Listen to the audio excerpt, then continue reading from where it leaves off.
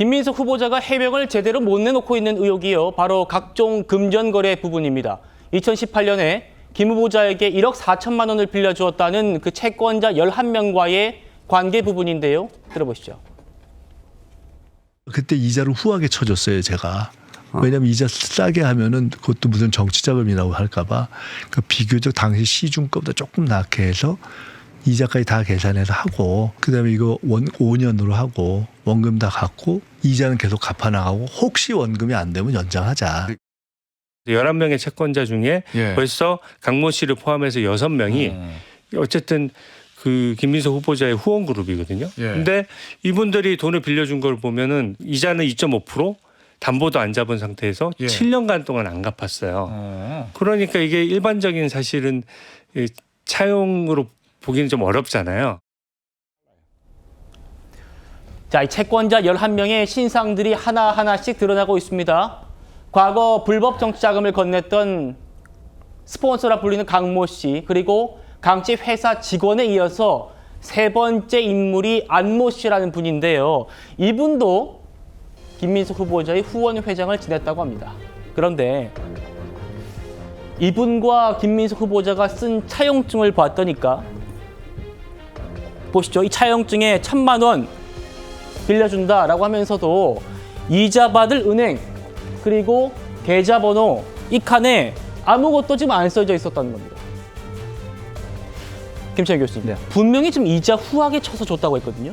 그런데 차용증에 이자를 보내야 될 은행이랑 예금주 계좌번호가 없어요. 그럼 이거는 가짜 차용일 수밖에 없는 거죠. 왜냐하면 저는 지금 그 2018년 11명의 지금 1억 4천 정도를 김민석 후보자에게 빌려줬다고 하고 그 부분을 지금 상환 시기가 도래했는데도 불구하고 갚지 않고 있는 상황이거든요. 저는 이게 차용하고 불법적인 정치 자금의 차이는 이자를 지급했는지 안 했는지 그 부분만 저는 살펴보면 된다고 생각하거든요.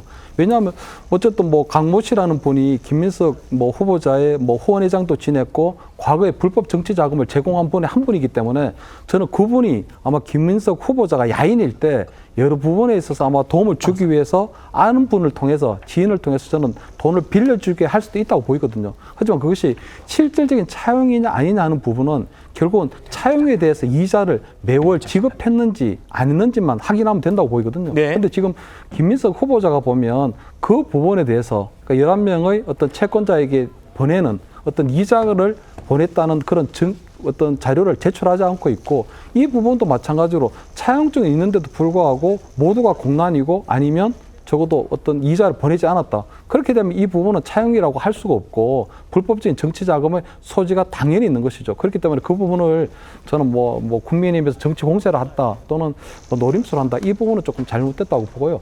저는 김민석 후보자가 지금 청와대에서 저는 그 법학 어떤 석사학위 받은 부분에 있어서도 저는 김민석 후보자 지금 자료를 내지 않고 있는 건 국민의힘을 겨냥한 노림수는 있다고 보이거든요. 왜냐하면 중국의 어떤 출입국 기록만 내면 다 해명될 문제인데 그렇지 않다는 건 저는 국민의힘에서 지금 청와대라는 그 부분에 대해서 조금 환상이 있기 때문이라고 보입니다. 왜냐하면 지금 중국의 그래도 베이징대 그리고 청와대는 정말 나름대로 명문적인 명문인데 이렇게 왔다 갔다 하면서 잠깐만에 이렇게 법학 석사학위를 받을 수 있느냐 하는 그런 부분인데 사실은 좀 알아보니까 청와대 이 석사 과정도 보면 영어로 하는 수업하는 과정이 있고요. 1년짜리 과정이 있다는 거거든요. 그렇다면 김민석 후보가 1년짜리 과정을 했을 가능성이 있고 그렇다면 최고회의를 마치고 일주일에 2-3번 정도 수업에 참여하거나 또는 수업을 빠지면서 저 청와대의 어떤 LLM 석사 과정을 마칠 수도 있는 거거든요. 그렇다면 지금 김민석 후보자가 국민의힘에 대해서 자료를 제출하지 않고 있는 건 결국 청문회 때 가서 그 출입 기록을 내버리고 1년짜리 그 LLM 석사 과정을 해버리게 되면 국민의힘에서 이때까지 제기했던 모든 어떤 차용에 대한 부분, 불법 정치 자금에 대한 이런 부분들을 다 한 방에 카운터 펀치로 할 수 있는 그런 노림수가 있지 않나. 그래서 저는 지금 청와대 지금 석사 과정 논란에 대해서는 국민의힘이 너무 깊이 빠져 들어가면 안 된다. 청와대에 대한 그런 환상에서 벗어나서 까딱 잘못하다가는 김민석 후보자가 파놓은 잘못된 그 함정에 빠질 수도 있다. 그런 우려를 드립니다. 알겠습니다. 청와대에서는 어쨌든 본교에서 수업을 듣지 않으면 학위를 안 준다고 하기 때문에 학위를 받은 게 맞다면은 다녔겠죠. 그러면 김민석 후보자도 떳떳하게 좀 제시를 하면 될 것 같고요. 알겠습니다.